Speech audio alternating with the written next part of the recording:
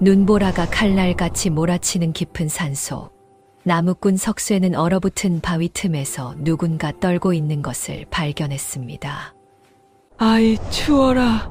가까이 다가가 보니 백발이 성성한 할머니 한 분이 남루한 옷 한 벌만 걸친 채 웅크리고 계셨는데 그 옆에는 빈 밥그릇 하나만 덩그러니 놓여 있었지요. 누가 봐도 자식들이 일부러 이곳에 버리고 간 것이 분명했습니다. 석쇠는 주저없이 자신의 옷을 벗어 할머니를 감싸 안았는데 마을 사람들이라면 모두 손사래를 쳤을 일이었습니다. 시작 전 구독과 좋아요는 사랑입니다. 댓글에 어디서 듣고 계신지 적어주시면 그곳에 행복이 가득하길 바라겠습니다. 그럼 이야기 시작하겠습니다. 때는 조선 중기 경상도와 전라도 경계에 있는 지리산 자락 소나무골이라는 작은 마을에 석쇠라는 나무꾼이 살고 있었습니다. 29살의 총각이었으나 혼처를 구하지 못해 홀로 사는 신세였는데 그 이유인즉슨 참으로 기가 막혔습니다. 석쇠는 키가 장대만 하고 힘이 소 3마리는 좋게 되어 나무를 베는 솜씨만큼은 마을에서 따라올 자가 없었으나 문제는 그 성격이 지나치게 어질고 순박하다 못해 바보스러울 지경이었던 것입니다. 길에서 다친 뱀을 보면 집에 데려와 상처를 싸매주고 곤줄인 여우가 달장을 털어가도 배가 고팠을 것이라며 웃어넘기고 심지어 곰이 나타나 위협해도 말로 타일러 돌려보내는 통의 마을 사람들은 그를 반은 존경하고 반은 걱정하는 눈으로 바라봤습니다.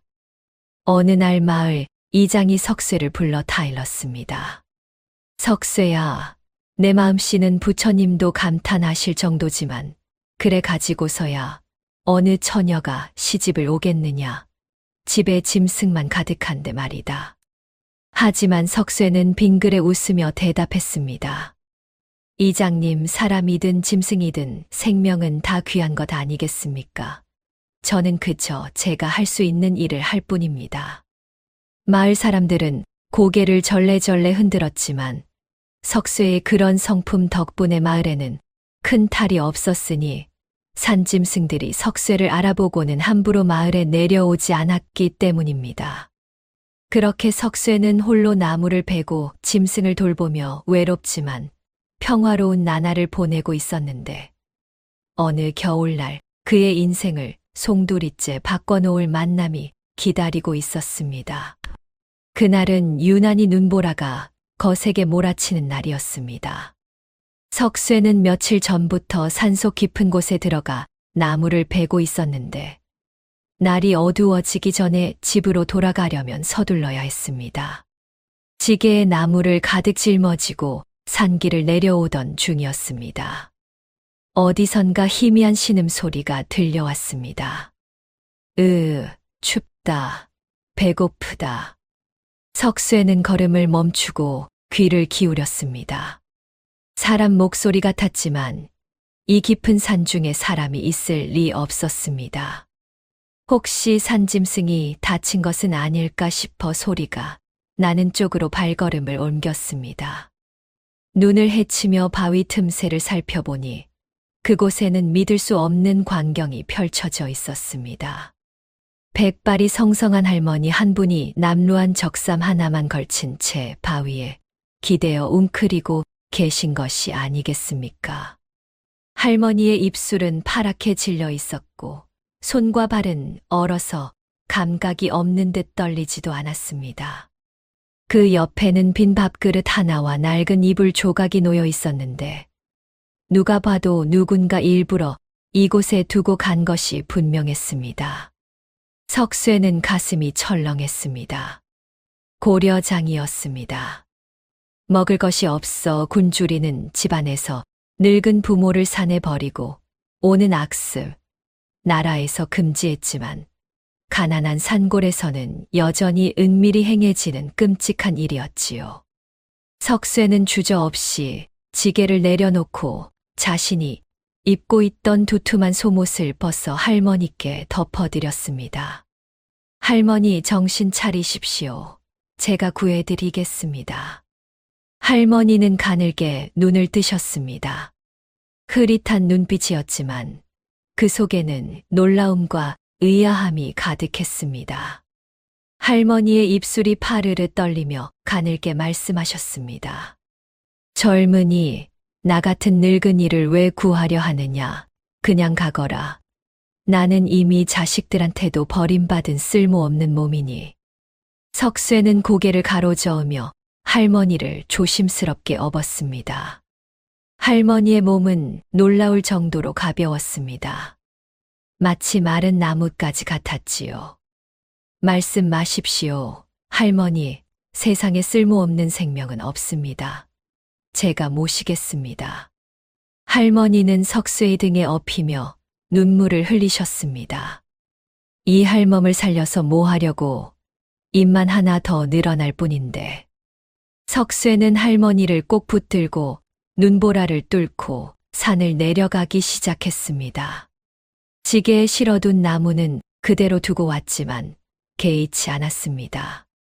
나무는 내일 다시 베면 되지만 사람의 목숨은 단 한 번뿐이니까요.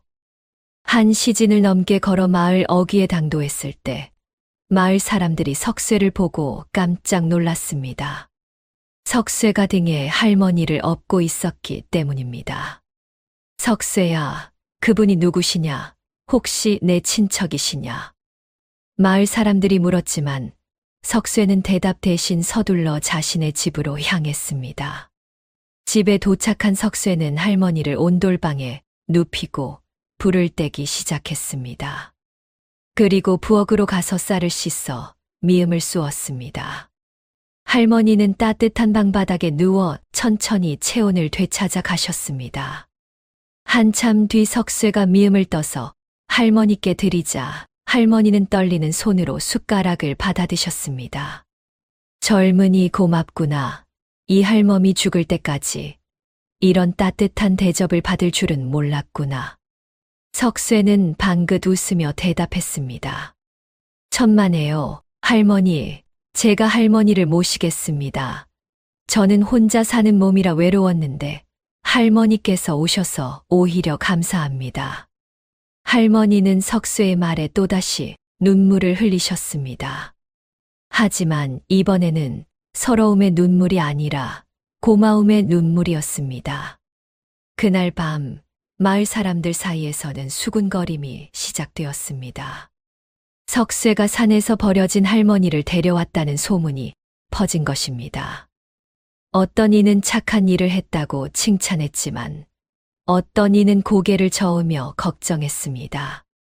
저렇게 가난한 주제에 남의 늙은이까지 거두다니. 석쇠 그 친구 정말 답이 없구나. 하지만 석쇠는 개의치 않았습니다. 그는 할머니가 편히 쉴 수 있도록 방을 정리해드리고 내일부터는 할머니를 위해 더 열심히 나무를 베리라 다짐했습니다. 다음 날 아침 할머니는 석쇠가 나무를 베러 가는 것을 배웅하며 말씀하셨습니다. 석쇠야, 이 할멈은 몸도 성치 못해 아무 도움도 못 되는데 괜찮겠느냐? 석쇠는 환하게 웃으며 대답했습니다. 할머니께서 집에 계시는 것만으로도 큰 힘이 됩니다. 걱정 마십시오. 그렇게 석쇠와 할머니의 동거가 시작되었습니다. 석쇠는 날마다 새벽같이 일어나 산으로 나무를 베러 갔고 할머니는 집안을 돌보며 석쇠가 돌아오기를 기다렸습니다. 할머니는 몸이 불편했지만 할 수 있는 일을 찾아서 했습니다. 마당을 쓸고 빨래를 하고 저녁밥을 짓고 석쇠의 옷을 기워 주었습니다. 석쇠는 할머니가 무리하실까봐 걱정했지만 할머니는 오히려 일을 하면서 삶의 의미를 되찾아 가셨습니다. 며칠이 지나자 마을 사람들이 하나둘씩 석쇠의 집을 찾아왔습니다. 그들은 궁금증 반 걱정 반으로 할머니를 살펴보았는데 할머니의 단정한 몸가짐과 온화한 미소를 보고는 고개를 끄덕였습니다. 저분이 바로 석쇠가 구해온 할머니시구나. 보아하니 품위가 있으신 분 같은데 어쩌다 산에 버려지셨을까? 할머니는 자신의 과거에 대해서는 입을 다물고 계셨습니다. 다만 석쇠에게 고맙다는 말씀만 되풀이하실 뿐이었습니다. 어느 날 이장이 석쇠를 불러 물었습니다. 석쇠야, 할머니께서 어디 출신이신지 아느냐? 혹시 집으로 돌아가고 싶어 하시지는 않으시는지? 석쇠는 고개를 저었습니다. 할머니께서는 말씀하시지 않으십니다. 다만 제 집에 계시고 싶어 하시니 저는 할머니를 모실 뿐입니다. 이장은 한숨을 쉬며 말했습니다. 그래, 내 마음씨는 하늘도 감동시킬 것이다. 하지만 입이 하나 더 는다는 것은 쉬운 일이 아니니 힘들면 말하거라. 석쇠는 웃으며 대답했습니다. 괜찮습니다. 이장님, 저는 힘이 좋으니 나무를 더 베면 됩니다. 그렇게 한 달이 흘렀습니다. 할머니는 점점 건강을 되찾아 가셨고 얼굴에도 혈색이 돌기 시작했습니다. 석쇠는 할머니가 건강해지시는 것을 보며 뿌듯해했습니다. 어느 날 저녁 석쇠가 산에서 돌아왔을 때 집 안에서 구수한 냄새가 풍겨왔습니다. 할머니께서 저녁을 준비하고 계셨던 것입니다. 석쇠가 부엌으로 들어가 보니 할머니는 정갈하게 차려진 밥상을 앞에 두고 계셨습니다. 보리밥에 된장찌개, 나물 몇 가지가 전부였지만 그 정갈함이 예사롭지 않았습니다. 할머니, 이게 다 뭡니까? 무리하셨습니다. 할머니는 미소 지으며 말씀하셨습니다. 석쇠야, 내가 날마다 고생하는데 이 할멈이 밥 한 끼 못하겠느냐? 어서 앉아서 먹어라. 석쇠는 밥상 앞에 앉아 숟가락을 들었습니다. 첫 술을 떠서 입에 넣는 순간 석쇠는 눈이 휘둥그레졌습니다. 된장찌개의 맛이 예사롭지 않았기 때문입니다. 평범한 된장찌개였지만 그 깊은 맛은 석쇠가 평생 먹어본 어떤 음식보다 뛰어났습니다. 할머니, 이 맛이 어떻게 된 일입니까? 정말 맛있습니다. 할머니는 슬며시 웃으며 대답하셨습니다. 별것 아니란다. 그저 정성을 다했을 뿐이지. 석쇠는 감탄하며 밥을 먹었습니다. 보리밥조차 이렇게 맛있을 수 있다니 할머니의 손맛은 정말 신기했습니다. 그날 이후로 석쇠는 매일 할머니가 차려주시는 밥을 먹으며 행복해했습니다. 비록 가난했지만 따뜻한 밥 한 끼와 할머니의 미소가 있는 삶은 그 무엇과도 바꿀 수 없는 소중한 것이었습니다. 하지만 평화로운 나날은 오래가지 못했습니다. 마을에 불길한 소문이 돌기 시작했기 때문입니다. 이웃 마을에서 악덕지주로 악명 높은 송진사가 소나무고를 노리고 있다는 것이었습니다. 송진사는 땅을 빼앗는데 귀신 같은 수완을 가진 자로 온갖 간계를 부려 가난한 백성들의 땅을 헐값에 사들이는 것으로 유명했습니다. 마을 사람들은 불안에 떨었습니다. 우리 마을도 곧 송진사의 소나기에 들어가겠구나. 그렇게 되면 우리는 모두 소장농으로 전락할 것이야. 석쇠도 걱정이 되었지만 그는 여전히 낙관적이었습니다. 우리가 잘못한 일이 없는데 무슨 걱정입니까? 열심히 일하면 됩니다. 하지만 할머니의 표정은 어두워졌습니다. 그 밤 할머니는 석쇠에게 조용히 말씀하셨습니다. 석쇠야, 세상에는 힘으로 안 되는 일도 있고 돈으로 안 되는 일도 있단다. 하지만 가장 무서운 것은 사람의 욕심이지. 석쇠는 할머니의 말씀을 잘 이해하지 못했지만 할머니의 눈빛이 평소와 달리 깊고 슬퍼 보여 가슴이 아팠습니다. 할머니, 무슨 걱정이 있으십니까? 할머니는 고개를 저으셨습니다. 아니다, 석쇠야. 다만 이 할멈이 내게 조금이라도 도움이 되었으면 싶구나. 석쇠는 할머니의 손을 잡으며 말했습니다. 할머니께서는 제게 이미 큰 힘이 되고 계십니다. 걱정 마십시오. 하지만 석쇠와 할머니 모두 아직 몰랐습니다. 머지않아 그들에게 큰 시련이 닥쳐올 것이며 그 시련을 통해 할머니의 진짜 정체가 드러나게 될 것이라는 사실을 말입니다. 송진사가 소나무골에 나타난 것은 그로부터 보름이 지난 봄날이었습니다. 비단 두루마기를 입고 말을 탄 그는 마을을 한 바퀴 둘러보더니 흡족하다는 표정을 지었습니다. 뒤따르던 관리인 최서방이 아첨하듯 말했습니다. 대감마님, 이 마을은 땅이 기름지고 물이 좋아 농사 짓기에 그만입니다. 헐값에 사들이면 큰 이익을 보실 것입니다. 송진사는 코웃음을 치며 대답했습니다. 헐값이라니 공짜로 빼앗아야지. 이런 무식한 것들에게 돈을 주다니 아깝기만 하구나. 최서방은 비열한 미소를 지으며 고개를 끄덕였습니다. 명을 내리시면 당장 일을 시작하겠나이다. 그날부터 송진사의 횡포가 시작되었습니다. 마을 사람들에게 헐값으로 땅을 팔라고 강요했고 거부하는 자들에게는 온갖 트집을 잡았습니다.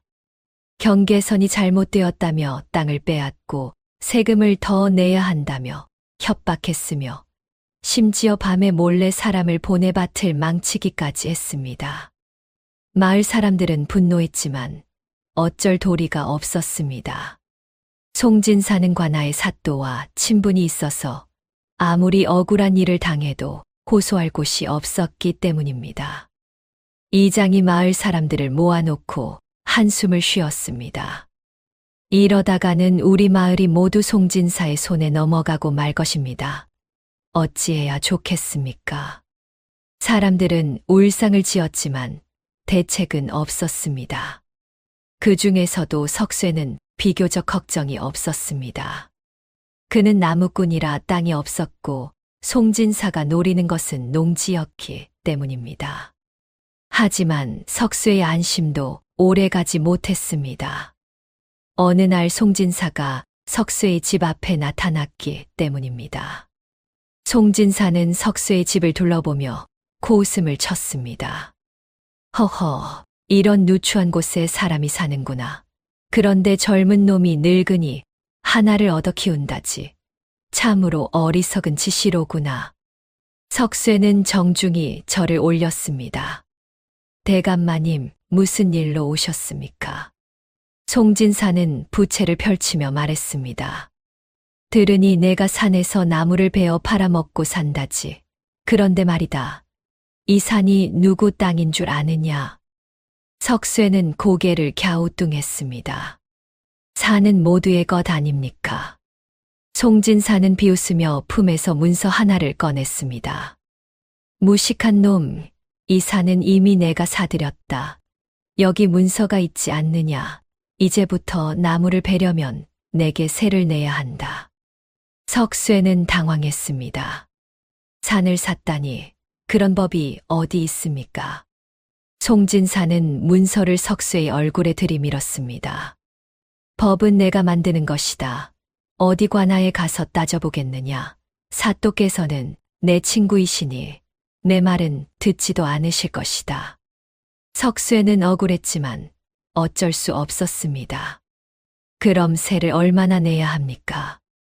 송진사는 턱을 쓰다듬으며 말했습니다. 글쎄다, 하루에 나무 한 짐을 베면 그중 절반을 내게 바쳐라. 그것이 산임대료다. 석쇠는 기가 막혔습니다. 절반이라니, 그럼 제가 먹고 살 수가 없습니다. 송진사는 비웃으며 말을 탔습니다. 그럼 다른 일을 찾아보든지 아니면 그 쓸데없는 늙은이를 내쫓든지 하거라. 그 말을 남기고 송진사는 유유히 떠나갔습니다. 석쇠는 그 자리에 주저앉고 말았습니다. 집으로 돌아온 석쇠는 할머니께 사실을 말씀드렸습니다. 할머니는 조용히 듣고 계시다가 석쇠의 손을 잡으셨습니다. 석쇠야, 이 할멈 때문에 내가 고생하는구나. 차라리 나를 다시 산으로 돌려보내거라. 석쇠는 화들짝 놀라며 고개를 저었습니다. 무슨 말씀을 그렇게 하십니까? 할머니, 제가 어떻게든 해결하겠습니다. 석쇠는 고민 끝에 한 가지 방법을 생각해냈습니다. 나무 대신 산나무를 캐서 팔기로 한 것입니다. 송진사가 나무에 대해서만 세를 요구했으니 산나물은 자유롭게 캘 수 있을 것이라 생각했습니다. 다음 날부터 석쇠는 산으로 들어가 나무를 캐기 시작했습니다. 봄철이라 산에는 고사리, 두릅, 도라지, 더덕 등 귀한 나물이 지천으로 자라고 있었습니다. 석쇠는 정성껏 나무를 캐서 바구니에 담았습니다. 집으로 돌아와 할머니께 보여드리니 할머니는 나물들을 하나하나 살펴보시며 고개를 끄덕이셨습니다. 이것 참 좋은 나물들이구나, 석쇠야. 이것들을 그냥 팔지 말고 내가 손질을 해주마. 할머니는 나물들을 깨끗이 씻어 데치고 양념을 하여 무쳐주셨습니다. 신기하게도 할머니의 손을 거친 나물은 빛깔이 고와지고 향이 더욱 진해졌습니다. 석쇠는 할머니가 무친 나물을 장에 내다 팔았습니다. 처음에는 사람들이 나무꾼이 나물을 팔다니 의아해했지만 한 번 맛을 본 사람들은 모두 감탄했습니다. 이게 무슨 맛이냐? 보통 나물이 아니로구나. 어디서 이렇게 맛있는 나물을 구했느냐? 석쇠의 나물은 날개 돋친 듯 팔려나갔습니다. 나물을 팔 때보다 돈을 더 많이 벌게 되었고 석쇠는 기뻐했습니다. 할머니 정말 감사합니다. 할머니 덕분에 큰 걱정을 덜었습니다. 할머니는 미소 지으며 말씀하셨습니다. 다행이구나, 석쇠야. 앞으로도 내가 도울 수 있는 일이 있으면 말하거라. 석쇠의 나물 장사는 날로 번창했습니다. 소문을 듣고 이웃 마을 사람들까지 찾아왔고 양반집 주방에서도 석쇠의 나물을 사가기 시작했습니다. 하지만 이 소식이 송진사의 귀에 들어가고 말았습니다. 송진사는 분노했습니다. 그놈이 나무를 팔아서 돈을 번다고 감히 내 코앞에서 장사를 하다니. 최서방이 비굴하게 말했습니다. 대감마님, 제가 당장 맞겠나이다. 다음 날 석쇠가 장에 나무를 팔러 갔을 때 관아의 나졸들이 나타났습니다. 석쇠, 내가 허가 없이 장사를 하고 있다는 신고가 들어왔다. 당장 장사를 중단하거라. 석쇠는 어리둥절했습니다. 나무를 파는데 무슨 허가가 필요합니까? 나졸이 문서를 내밀었습니다. 산나물은 관에서 관리하는 물건이다. 허가 없이 팔 수 없다. 석쇠는 억울했지만 어쩔 수 없이 장사를 접어야 했습니다. 집으로 돌아온 석쇠는 할머니께 사실을 말씀드렸습니다. 할머니는 한숨을 쉬시며 말씀하셨습니다. 그 송진사라는 자가 또 손을 썼구나. 석쇠는 분했지만 방법이 없었습니다. 할머니, 어찌해야 좋겠습니까? 이러다가는 정말 굶어 죽겠습니다. 할머니는 잠시 생각하시다가 말씀하셨습니다. 석쇠야, 장에 나가지 말고 집 앞에서 팔면 어떻겠느냐? 소문을 듣고 사람들이 찾아올 것이다. 석쇠는 고개를 끄덕였습니다. 그것도 방법이겠습니다. 다음 날부터 석쇠는 집 앞에 나무를 펼쳐놓고 팔기 시작했습니다. 소문을 들은 사람들이 하나둘씩 찾아왔고 석쇠의 집 앞은 작은 장터가 되었습니다. 하지만 이것도 오래가지 못했습니다. 송진사가 다시 나타났기 때문입니다. 이번에는 송진사가 직접 나타나 석쇠를 위협했습니다. 이놈, 감히 내 말을 거역하고 장사를 계속하느냐? 석쇠는 당당히 대답했습니다. 대감마님, 저는 제 집 앞에서 제가 캔 나무를 팔고 있을 뿐입니다. 이것이 무슨 잘못입니까? 송진사는 눈을 부라리며 소리쳤습니다. 잘못이 없다고, 내가 잘못이라고 하면 잘못인 것이다. 송진사는 최서방에게 눈짓을 했습니다. 최서방이 앞으로 나서며 석쇠가 펼쳐놓은 나무를 발로 걷어찼습니다. 나물들이 흙바닥에 뒹굴었고 석쇠가 정성껏 준비한 것들이 순식간에 망가졌습니다. 석쇠는 분노가 치밀어 올랐습니다. 평소 같으면 참았겠지만 할머니를 위해 준비한 것들이 망가지는 것을 보자 더 이상 참을 수 없었습니다. 그만하십시오. 석쇠가 소리치며 최서방의 팔을 잡았습니다. 석쇠의 힘이 워낙 장사라 최서방은 비명을 질렀습니다. 아야, 놔라, 이놈. 송진사가 호통을 쳤습니다. 이놈이 감히 사람을 때리다니. 여봐라, 이놈을 잡아라. 하지만 마을 사람들이 나섰습니다. 석쇠는 잘못이 없습니다.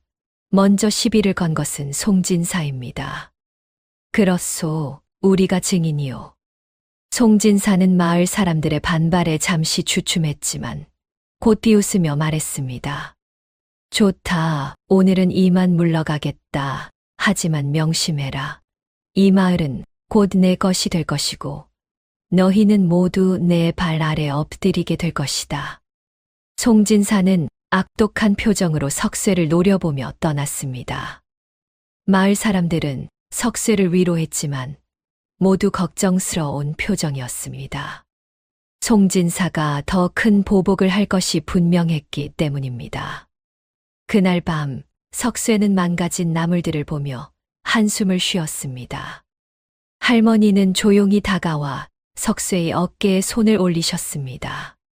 석쇠야, 미안하구나. 이 할멈 때문에 내가 이런 고생을 하는구나. 석쇠는 고개를 저었습니다. 아닙니다. 할머니 때문이 아닙니다. 송진사가 나쁜 것입니다. 할머니는 깊은 한숨을 쉬셨습니다. 그날 밤 할머니는 잠을 이루지 못하셨습니다. 석쇠가 자신 때문에 고생하는 것을 보니 마음이 아팠기 때문입니다. 할머니는 창밖의 달을 보며 생각에 잠기셨습니다. 이제 때가 된 것 같구나. 이 할멈이 나서야 할 때가. 며칠 뒤 송진사의 보복이 시작되었습니다. 마을에 가뭄이 들기 시작한 것입니다.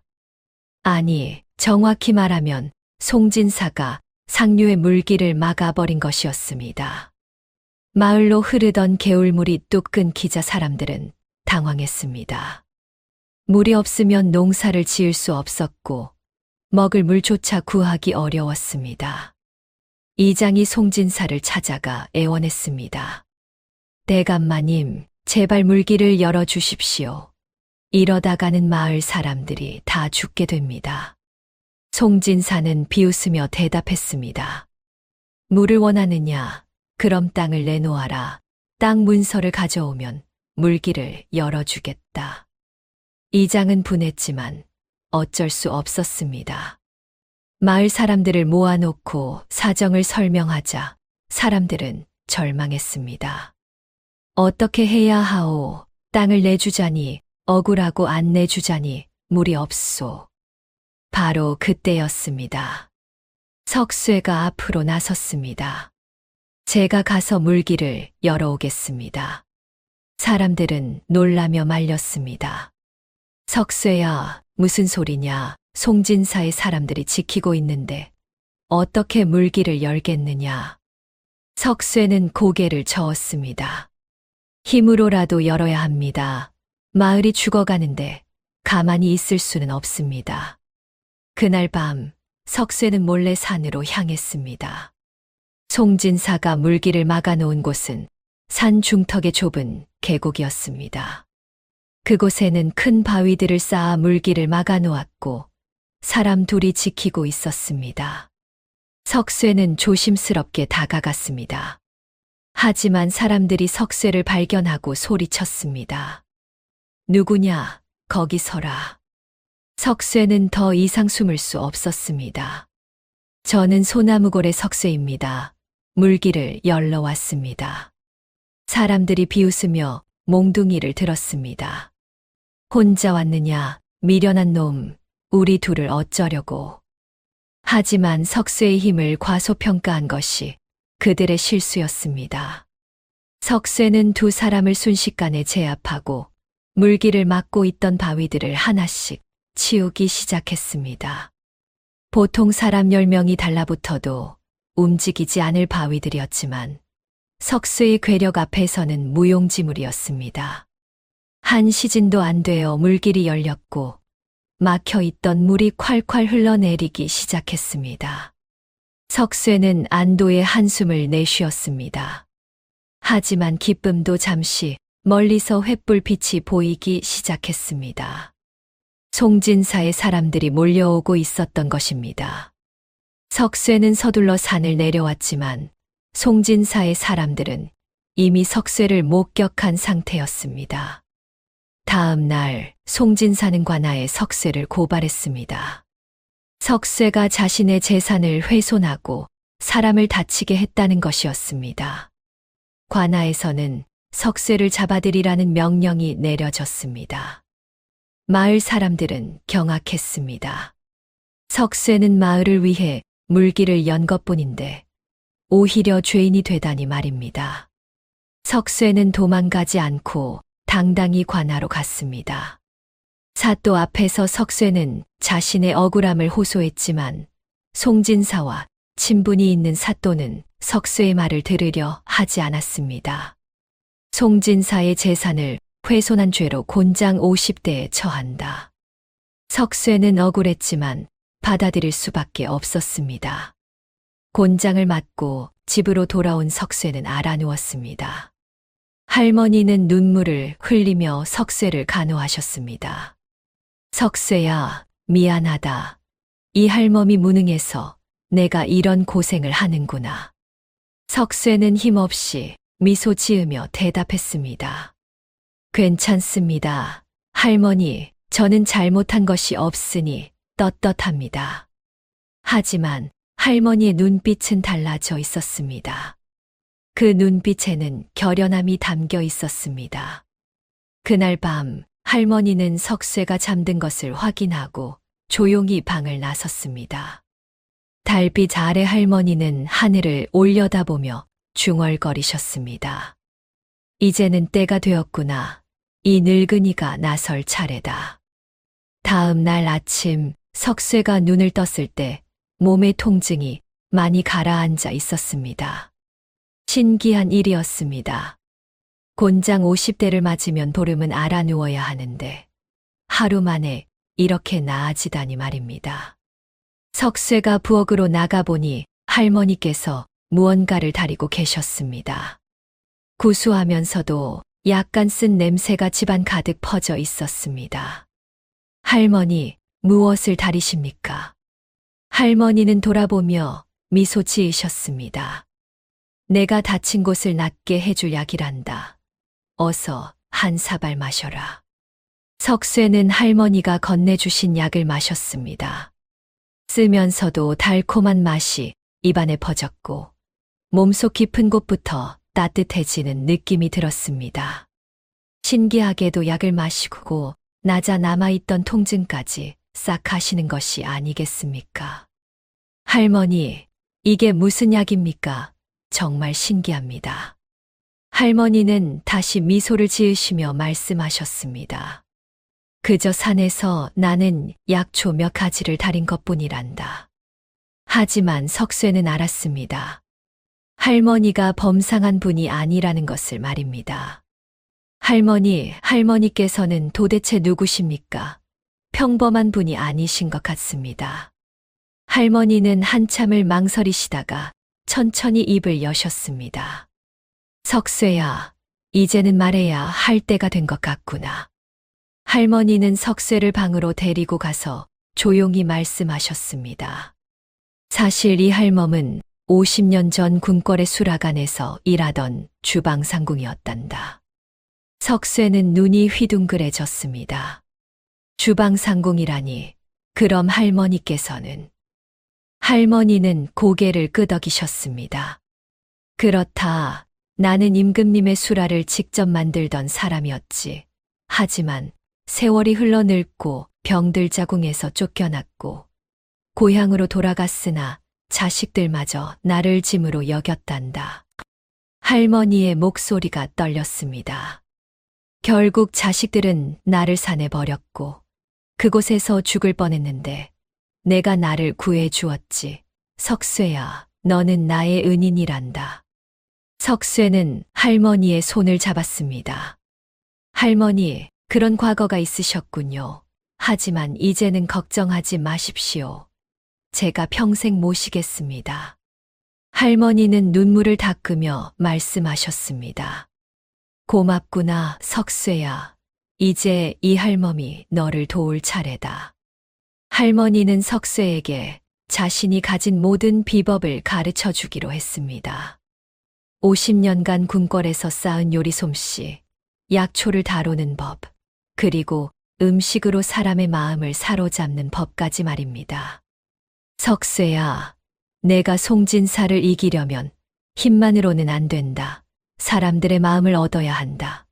그리고 그 방법은 바로 음식이란다. 할머니는 석쇠에게 산나물로 만들 수 있는 갖가지 요리를 가르쳐 주셨습니다. 고사리를 볶는 법, 도라지를 무치는 법, 더덕을 구워 양념하는 법, 그리고 여러 가지 나물로 비빔밥을 만드는 법까지 말입니다. 하지만 할머니가 가르쳐 주신 것은 단순한 조리법이 아니었습니다. 석쇠야, 음식은 재료와 양념만으로 만들어지는 것이 아니란다. 가장 중요한 것은 마음이지. 할머니는 석쇠에게 음식을 만들 때 어떤 마음가짐을 가져야 하는지, 어떻게 정성을 다해야 하는지 가르쳐 주셨습니다. 누구를 위해 만드는지 생각하며 정성을 다하면 음식은 약이 되고 마음을 치유하는 힘이 된다는 것이었습니다. 석쇠는 열심히 할머니의 가르침을 따랐습니다. 처음에는 서툴렀지만 점점 익숙해져 갔습니다. 며칠 뒤 할머니는 석쇠가 만든 음식을 맛보시고는 흡족해 하셨습니다. 잘했다, 석쇠야. 이제 내가 만든 음식은 사람들의 마음을 움직일 수 있을 것이다. 석쇠는 할머니가 가르쳐 주신 대로 산나물 요리를 만들어 마을 사람들에게 나눠주기 시작했습니다.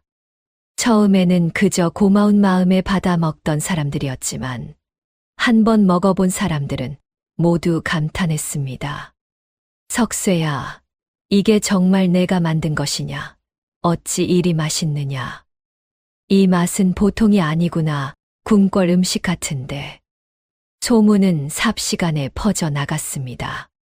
소나무골의 나무꾼 석쇠가 신기한 산나물 요리를 만든다는 이야기가 이웃 마을까지 전해졌습니다. 곧 다른 마을 사람들까지 찾아와 석쇠의 음식을 먹고 싶다고 했습니다. 석쇠는 할머니와 상의했습니다. 할머니, 사람들이 너무 많이 찾아옵니다. 어찌해야 좋겠습니까? 할머니는 미소 지으며 말씀하셨습니다. 작은 밥집을 차려보는 것은 어떻겠느냐? 내 힘으로 나무를 베는 것보다 사람들에게 음식을 만들어주는 것이 더 좋은 일이 될 것 같구나. 석쇠는 고개를 끄덕였습니다. 그 생각이 좋겠습니다. 하지만 돈이 없는데 어떻게 밥집을 차리겠습니까? 할머니는 품에서 작은 주머니를 꺼내셨습니다. 이것을 써라. 내가 궁궐에서 일할 때 모아둔 것이란다. 주머니 안에는 은자 몇 냥이 들어 있었습니다. 할머니의 평생 저축이었습니다. 석쇠는 눈물을 흘렸습니다. 할머니, 이것은 할머니의 노잣돈인데 어떻게 제가... 할머니는 석쇠의 손을 잡으셨습니다. 석쇠야, 너는 나를 구해 주었다. 이제 이 돈으로 내 미래를 만들어라. 그것이 나의 소원이란다. 석쇠는 할머니의 돈으로 집 앞에 작은 밥집을 차렸습니다. 간판에는 산채정이라는 이름을 달았습니다. 산에서 나는 나물로 만든 정갈한 음식을 파는 집이라는 뜻이었습니다. 개업한 첫날부터 손님들이 몰려들었습니다. 소문을 듣고 찾아온 사람들이 줄을 선 것입니다. 석쇠는 할머니가 가르쳐 주신 대로 정성껏 음식을 만들었습니다. 산나물 비빔밥, 도토리묵 무침, 더덕구이, 고사리 나물, 그리고 할머니가 특별히 가르쳐 주신 산채 전골까지 말입니다. 손님들은 모두 감탄했습니다. 이런 맛은 처음이야. 정말 궁궐 음식 같구나. 재료는 산에서 나는 흔한 것들인데 어찌 이리 맛있단 말인가. 석쇠의 산채정은 순식간에 소나무골에서 가장 유명한 밥집이 되었습니다. 멀리 한양에서까지 소문을 듣고 찾아오는 손님들이 있을 정도였습니다. 석쇠는 바빴지만 행복했습니다. 할머니 덕분에 새로운 삶을 시작할 수 있었기 때문입니다. 할머니도 주방에서 석쇠를 도우며 웃으셨습니다. 두 사람은 진짜 할머니와 손자처럼 다정하게 일했습니다. 하지만 이 소식이 송진사의 귀에 들어가고 말았습니다. 송진사는 분노했습니다. 그 나무꾼 놈이 밥집을 차려 돈을 번다고. 게다가 내 밥집보다 손님이 많다고. 송진사도 마을에 큰 주막을 운영하고 있었는데 석쇠의 산채정이 생긴 뒤로 손님이 뚝 끊긴 것입니다. 최서방이 비굴하게 말했습니다. 대감마님, 제가 당장 그 밥집을 부숴버리겠나이다. 하지만 송진사는 고개를 저었습니다. 아니다. 이번에는 다른 방법을 쓰겠다. 내가 직접 나서서 그놈을 무릎 꿇리겠다. 송진사는 석쇠에게 도전장을 보냈습니다. 석쇠야, 내가 요리를 잘한다고 소문이 자자하더구나. 하지만 나도 한양에서 유명한 요리사를 데려왔다. 한번 겨뤄보지 않겠느냐. 석쇠는 당황했습니다. 요리 대결이라니.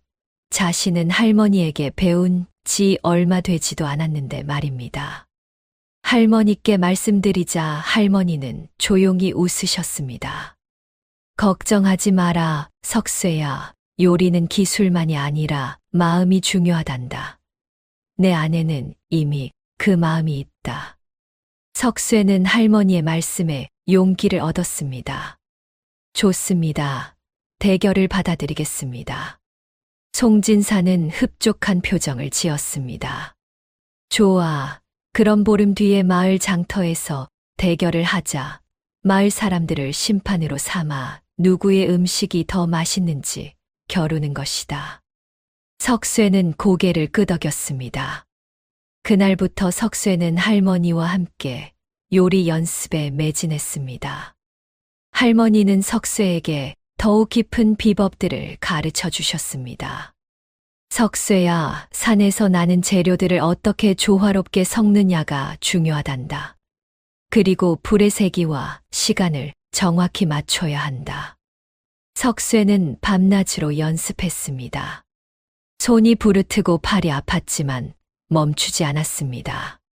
할머니도 석쇠 곁을 지키며 하나하나 가르쳐 주셨습니다. 보름이 금세 지나갔습니다. 드디어 대결의 날이 밝았습니다. 마을 장터에는 2개의 큰 솥이 준비되었고 마을 사람들이 모두 모였습니다. 송진사는 한양에서 데려온 요리사를 내세웠습니다. 그 요리사는 비단옷을 입고 거만한 표정을 짓고 있었습니다. 나는 한양에서 30년간 요리를 해온 장인이오. 이런 시골 나무꾼 따위와 겨룬다는 것 자체가 모욕이오. 석쇠는 묵묵히 준비를 시작했습니다. 할머니가 석쇠의 어깨를 토닥이며 말씀하셨습니다. 석쇠야, 긴장하지 마라. 내가 배운 대로만 하면 된다. 그리고 음식을 먹을 사람들을 생각하며 정성을 다해라. 석쇠는 고개를 끄덕였습니다. 대결이 시작되었습니다. 송진사의 요리사는 화려한 손놀림으로 요리를 시작했습니다. 한양에서 가져온 비싼 재료들을 아낌없이 쓰며 기름에 튀기고 양념을 듬뿍 발라 화려한 요리들을 만들어냈습니다. 반면 석쇠는 조용히 그러나 정성스럽게 요리했습니다. 산에서 직접 캔 나물들을 깨끗이 씻고 할머니가 가르쳐 주신 대로 정확한 불의 세기로 볶고 무쳤습니다. 한 시즌이 지나 두 사람의 요리가 완성되었습니다. 송진사의 요리사는 화려한 산의 진미를 내놓았습니다. 전복, 해삼, 자, 대추 등 온갖 귀한 재료가 들어간 화려한 상차림이었습니다. 반면 석쇠는 소박한 산채 정식을 내놓았습니다. 산나물 비빔밥, 도토리묵, 더덕구이, 그리고 맑은 된장국이 전부였습니다. 사람들은 두 상차림을 번갈아 보며 웅성거렸습니다. 겉보기에는 송진사의 요리가 훨씬 화려해 보였기 때문입니다. 이제 심판들이 맛을 보기 시작했습니다. 먼저 송진사의 요리를 맛본 사람들은 고개를 끄덕였습니다. 오, 역시 한양의 요리답구나. 맛이 화려하고 재료가 좋다. 송진사는 흡족한 표정을 지었습니다. 하지만 사람들이 석쇠의 요리를 맛보는 순간 분위기가 완전히 바뀌었습니다. 첫 숟가락을 뜬 사람들의 눈이 커졌고 두 번째 숟가락을 뜬 사람들은 말을 잊었습니다. 이게 무슨 맛인가? 산나물인데 어찌 이리 깊은 맛이 나는가? 사람들은 석쇠의 음식을 먹으며 눈을 감았습니다. 마치 고향에 돌아온 듯한 편안함, 어머니가 차려주시던 밥상의 따뜻함이 느껴졌기 때문입니다. 송진사의 요리가 화려하고 맛있기는 했지만 그것은 혀를 즐겁게 할 뿐이었습니다. 반면 석쇠의 요리는 마음을 따뜻하게 했습니다. 심판들은 만장일치로 석쇠의 승리를 선언했습니다. 석쇠의 음식이 더 맛있소. 이것은 단순한 음식이 아니라 정성이 담긴 예술이요. 송진사는 믿을 수 없다는 표정을 지었습니다. 말도 안 돼. 어찌 산나물 따위가 내 산의 진미를 이긴단 말이냐. 하지만 결과는 바뀌지 않았습니다. 석쇠는 대결에서 승리했고 마을 사람들은 환호했습니다. 대결에서 패한 송진사는 얼굴이 새빨개져서 소리를 질렀습니다. 이건 인정할 수 없다. 분명 무슨 속임수를 썼을 것이다. 하지만 마을 사람들이 나섰습니다. 송진사, 이건 공정한 대결이었소. 석쇠의 승리를 인정하시오. 그렇소, 대감께서도 대결을 제안하지 않으셨소. 송진사는 이를 갈았지만 어쩔 수 없었습니다. 수많은 사람들이 지켜보는 가운데 패배를 인정하지 않으면 체면이 말이 아니었기 때문입니다. 좋다. 이번엔 내가 이겼다. 하지만 명심해라. 이것으로 끝이 아니다. 송진사는 악독한 눈빛으로 석쇠를 노려보며 자리를 떴습니다. 석쇠는 마을 사람들의 축하를 받으며 할머니를 찾았습니다. 할머니는 조용히 미소 지으며 석쇠를 맞아주셨습니다. 잘했다, 석쇠야. 내가 이긴 것은 기술이 아니라 마음이었단다. 석쇠는 할머니께 깊이 절을 올렸습니다. 모두 할머니 덕분입니다. 그날 밤 송진사는 저택에서 술을 마시며 분을 사귀고 있었습니다. 최서방이 조심스럽게 다가와 말했습니다. 대감마님, 제가 좋은 방법을 생각해냈나이다. 송진사가 술잔을 내려놓으며 물었습니다. 무슨 방법이냐? 최서방이 귓속말로 무언가를 속삭였습니다. 송진사의 얼굴에 음흉한 미소가 번졌습니다. 허허, 그건 묘안이로구나. 당장 실행하거라. 며칠 뒤 마을에 이상한 소문이 돌기 시작했습니다. 석쇠가 기르는 할머니가 사실은 마녀라는 것이었습니다. 그 할멈이 요술을 부려 음식 맛을 속인 것이다. 산에 버려진 늙은이를 거둔 것부터가 이상하지 않느냐. 처음에는 몇몇 사람들만 수근거렸지만 시간이 지날수록 소문은 커져갔습니다. 송진사가 은밀히 사람들을 시켜 소문을 퍼뜨린 것이었습니다. 석쇠는 걱정이 되었습니다. 할머니께 말씀드리자 할머니는 담담하게 대답하셨습니다. 괜찮다, 석쇠야. 진실은 언젠가는 드러나는 법이니. 하지만 소문은 점점 심해졌습니다. 급기야 마을 사람들 중 일부가 석쇠의 집 앞에 모여들었습니다. 석쇠야, 그 할멈을 내보내라. 마녀를 마을에 둘 수는 없다. 우리 아이들이 무서워한다. 석쇠는 당황했지만 단호하게 말했습니다. 할머니는 마녀가 아닙니다. 저를 구해주신 은인이십니다. 하지만 사람들은 물러서지 않았습니다. 바로 그때 할머니께서 집 밖으로 나오셨습니다. 여러분, 제 말씀을 들어주십시오. 할머니의 목소리는 조용했지만 힘이 있었습니다. 사람들이 입을 다물고 할머니를 바라봤습니다. 할머니는 차분하게 말씀하셨습니다. 저는 마녀가 아닙니다. 다만 50년간 궁궐에서 임금님의 수라를 만들던 주방상궁이었을 뿐입니다. 사람들이 웅성거리기 시작했습니다. 궁궐의 상궁이라니. 그것이 사실이냐? 할머니는 계속 말씀하셨습니다. 제가 음식을 잘 만드는 것은 요술 때문이 아니라 오랜 세월 쌓은 경험과 정성 덕분입니다. 여러분께서도 정성을 다하면 같은 맛을 낼 수 있습니다. 한 안악이 앞으로 나서며 물었습니다. 그럼 어찌 산에 버려져 계셨습니까? 할머니는 슬픈 미소를 지으셨습니다. 늙고 병들어 쓸모 없어지자 자식들이 저를 버렸습니다. 하지만 석쇠가 저를 구해 주었고, 저는 그 은혜를 갚고자 제가 가진 것을 가르쳐 주었을 뿐입니다. 사람들은 할머니의 말씀에 감동했습니다. 마을 이장이 앞으로 나섰습니다. 할머니 송구합니다. 우리가 소문에 현혹되어 할머니를 의심했습니다. 다른 사람들도 하나둘씩 고개를 숙였습니다.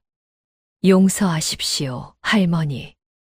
할머니는 따뜻하게 웃으셨습니다. 괜찮습니다. 여러분, 오해를 풀게 되어 오히려 다행입니다. 사람들이 돌아가고 나자 석쇠는 할머니께 물었습니다. 할머니, 괜찮으십니까? 할머니는 고개를 끄덕이셨습니다. 괜찮다, 석쇠야. 이제 진실이 밝혀졌으니 더 이상 걱정할 것이 없구나. 하지만 송진사는 포기하지 않았습니다. 다음 날 송진사는 관아에 가서 사또를 만났습니다. 사또, 소나무골의 불법으로 밥집을 운영하는 자가 있습니다. 허가도 없이 장사를 하고 있으니 단속해 주십시오. 사또는 송진사와 친분이 있었기에 고개를 끄덕였습니다. 알겠소. 당장 나조를 보내 단속하도록 하겠소. 며칠 뒤 관아의 나졸들이 석쇠의 산채정에 나타났습니다. 석쇠, 내가 허가 없이 밥집을 운영하고 있다는 고발이 들어왔다. 당장 문을 닫아라. 석쇠는 당황했습니다. 허가라니 무슨 허가가 필요합니까? 나졸이 문서를 내밀었습니다. 새로 내려온 법에 따르면 밥집을 운영하려면 관아의 허가가 필요하다. 석쇠는 억울했지만 어쩔 수 없었습니다. 그럼 허가를 받으려면 어떻게 해야 합니까? 나졸이 비웃으며 대답했습니다. 허가를 받으려면 은자 100냥을 내야 한다. 석쇠는 기가 막혔습니다. 은자 100냥이라니 그것은 서민이 평생 모아도 어려운 거금이었습니다. 집으로 돌아온 석쇠는 절망에 빠졌습니다. 할머니, 이제 정말 어찌해야 좋겠습니까? 할머니는 잠시 생각하시다가 말씀하셨습니다. 석쇠야, 내게 한 가지 방법이 있다. 하지만 내가 직접 나서야 한다. 석쇠는 놀라며 물었습니다. 할머니께서 직접요? 어떻게 하시려고요? 할머니는 미소 지으며 대답하셨습니다. 사또를 찾아가 직접 이야기하겠다. 다음 날 할머니는 정갈한 옷을 입고 관아로 향했습니다. 석쇠도 함께 따라갔습니다. 관아에 도착한 할머니는 당당하게 사또를 만나고 싶다고 말했습니다. 나졸들이 비웃으며 막아섰습니다. 늙은이가 감히 사또 대감을 만나겠다고 썩 물러가지 못할까.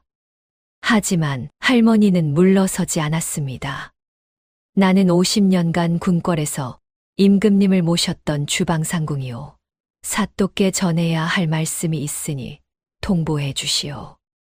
나졸들은 당황했습니다. 궁궐의 상궁이라니 거짓말이겠지만 확인은 해봐야 했습니다. 잠시 후 사또가 할머니를 불러들였습니다. 사또는 호기심 어린 표정으로 할머니를 바라봤습니다. 그대가 정말 궁궐의 상궁이었다는 것이요. 할머니는 당당하게 대답하셨습니다. 그렇습니다. 저는 선왕 시절 수라간에서 일했던 정씨 상궁입니다. 사또의 표정이 변했습니다.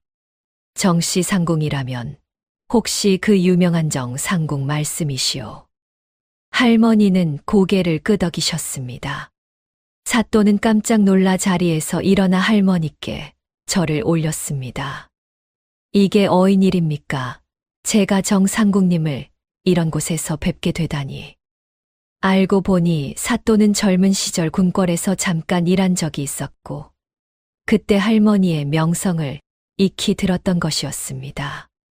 할머니는 차분하게 사또에게 사정을 설명하셨습니다.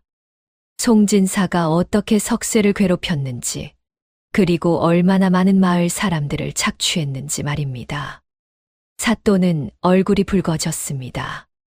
송진사와의 친분 때문에 눈을 감아주었던 자신이 부끄러웠던 것입니다.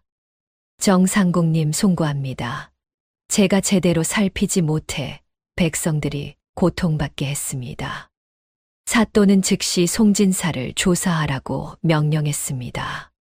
조사 결과 송진사의 온갖 비리가 드러났습니다. 거짓 문서로 땅을 빼앗은 일, 물길을 막아 마을을 괴롭힌 일, 그리고 뇌물을 주고받은 일까지 말입니다. 사또는 송진사를 잡아들였습니다. 송진사는 발버둥 쳤지만 소용없었습니다. 송진사, 그대의 죄가 명백하니 모든 재산을 몰수하고 유배를 보낸다. 송진사는 비명을 지르며 끌려갔습니다. 이럴 수가, 내가 이렇게 망하다니. 마을 사람들은 환호했습니다. 드디어 송진사가 벌을 받았습니다. 사또는 석쇠에게 정식으로 밥집 운영 허가를 내주었고, 송진사에게 빼앗겼던 땅들도 원래 주인들에게 돌려주었습니다. 소나무골 마을에는 다시 평화가 찾아왔습니다. 석쇠의 산채정은 더욱 번창했고 멀리서도 사람들이 찾아왔습니다. 할머니는 석쇠를 도우며 행복한 나날을 보냈습니다. 어느 날 석쇠의 집에 낯선 사람들이 찾아왔습니다. 중년의 부부와 젊은 남녀 둘이었는데 그들은 할머니를 보자 얼굴이 창백해졌습니다. 어머니. 할머니는 그들을 보고 표정이 굳어졌습니다. 그들은 할머니를 산에 버린 자식들이었던 것입니다. 큰아들이 떨리는 목소리로 말했습니다. 어머니, 저희가 잘못했습니다. 용서해 주십시오. 그들은 할머니가 살아계시다는 소문을 듣고 찾아온 것이었습니다. 둘째 딸도 울며 말했습니다. 어머니, 저희가 정말 짐승만도 못한 짓을 했습니다. 다시 저희와 함께 가주십시오. 하지만 할머니는 고개를 저으셨습니다. 너희가 나를 버렸을 때 나는 이미 죽었다. 지금의 나는 석쇠가 살린 새로운 생명이니 너희와는 아무 상관이 없다. 자식들은 더욱 울며 빌었습니다. 어머니, 제발 용서해 주십시오. 할머니는 잠시 침묵하시다가 말씀하셨습니다. 용서는 하겠다. 하지만 함께 살 수는 없다. 나는 이곳에 남을 것이다. 자식들은 더 이상 할 말이 없었습니다. 그들은 깊이 절을 올리고 떠났습니다. 석쇠는 할머니께 다가가 손을 잡았습니다. 할머니, 괜찮으십니까? 할머니는 미소 지으며 대답하셨습니다. 괜찮다, 석쇠야. 오히려 마음이 후련하구나. 이제 정말 자유로워진 것 같다. 그날 밤 할머니는 석쇠에게 말씀하셨습니다. 석쇠야, 너는 나를 구해 주었고 나는 내게 내가 가진 것을 주었다. 이제 우리는 진짜 가족이 된 것 같구나. 석쇠는 눈물을 흘리며 대답했습니다. 할머니, 저도 그렇게 생각합니다. 할머니는 제게 어머니보다 더 소중한 분입니다. 세월이 흘렀습니다. 석쇠의 산채정은 경상도에서 가장 유명한 밥집이 되었습니다. 할머니는 건강하게 장수하시며 석쇠를 도우셨고, 석쇠는 할머니를 정성껏 모셨습니다. 마을 사람들은 그들을 보며 말했습니다. 진정한 효는 혈연이 아니라 마음에서 나오는 것이로구나. 석쇠는 할머니 덕분에 요리의 대가가 되었고, 할머니는 석쇠 덕분에 인생의 행복을 되찾았습니다. 어느 봄날 할머니와 석쇠는 마당에 앉아 따뜻한 햇살을 쬐고 있었습니다. 할머니가 석쇠의 손을 잡으며 말씀하셨습니다. 석쇠야, 내가 나를 구한 그날이 내 인생에서 가장 행복한 날이었다. 석쇠도 할머니의 손을 꼭 쥐며 대답했습니다. 저도 그렇습니다. 할머니, 할머니를 만난 것이 제 인생 최고의 축복입니다. 두 사람은 서로를 보며 웃었습니다. 그 웃음에는 진한 사랑과 감사가 담겨 있었습니다. 마을에는 평화가 흘렀고 석쇠와 할머니의 이야기는 사람들의 입에서 입으로 전해졌습니다.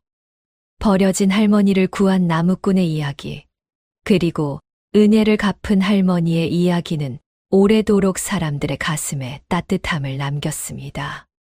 어느 날 이웃 마을에서 한 젊은이가 찾아왔습니다. 저도 석쇠 어르신께 요리를 배우고 싶습니다. 석쇠는 웃으며 그를 맞아들였습니다. 할머니도 흐뭇하게 웃으셨습니다. 좋다. 우리가 배운 것을 다른 이들에게도 가르쳐 주자.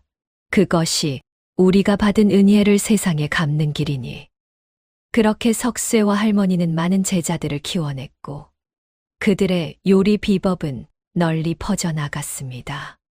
할머니는 9순의 나이에도 건강하셨고 석쇠는 40이 넘어서도 여전히 할머니를 정성껏 모셨습니다. 마을 사람들은 그들을 보며 말했습니다. 저것이 진정한 가족의 모습이로구나. 혈연보다 더 진한 정이 저기 있구나. 어느 가을날 할머니는 석쇠를 불러 조용히 말씀하셨습니다. 석쇠야, 이제 이 할멈도 세월을 이길 수는 없구나. 곧 떠날 때가 된 것 같다. 석쇠는 눈물을 흘리며 할머니의 손을 잡았습니다. 할머니, 그런 말씀 마십시오.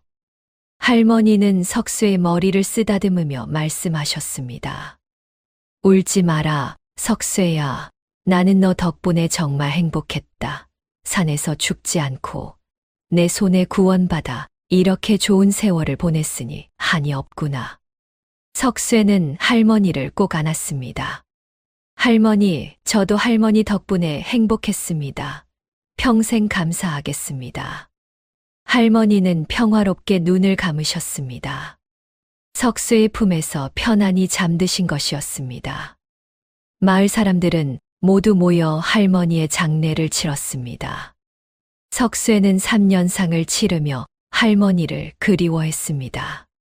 할머니의 무덤 앞에는 항상 신선한 꽃이 놓여 있었고, 석쇠는 날마다 할머니께 인사를 드렸습니다. 할머니, 오늘도 많은 손님들이 할머니의 요리를 드시고 감동했습니다. 할머니께서 남기신 것들이 많은 사람들을 행복하게 하고 있습니다. 석쇠는 할머니의 가르침을 평생 잊지 않았고, 그것을 많은 이들에게 전했습니다. 소나무골의 산채정은 대대로 이어져 내려갔고, 그곳에는 항상 할머니와 석쇠의 이야기가 전해졌습니다. 사람들은 그 이야기를 들으며 말했습니다. 진정한 효는 혈연이 아니라 진심에서 나오는 것이며, 선행은 반드시 보답받는다는 교훈을 배웠습니다. 그리고 버려진 일을 구하는 것이 얼마나 아름다운 일인지도 깨달았습니다. 석쇠와 할머니의 이야기는 오래도록 사람들의 가슴에 따뜻함을 남기며 전해져 내려갔습니다. 여러분, 오늘 이야기가 재미있으셨나요? 바보 나무꾼 석쇠와 버려진 할머니의 따뜻한 이야기, 그리고 진정한 가족의 의미를 전해드렸습니다. 이 이야기가 마음에 드셨다면 좋아요를 눌러주시고 구독 버튼도 꼭 눌러주시기 바랍니다. 다음에도 더 재미있는 옛날 이야기로 찾아뵙겠습니다. 고맙습니다.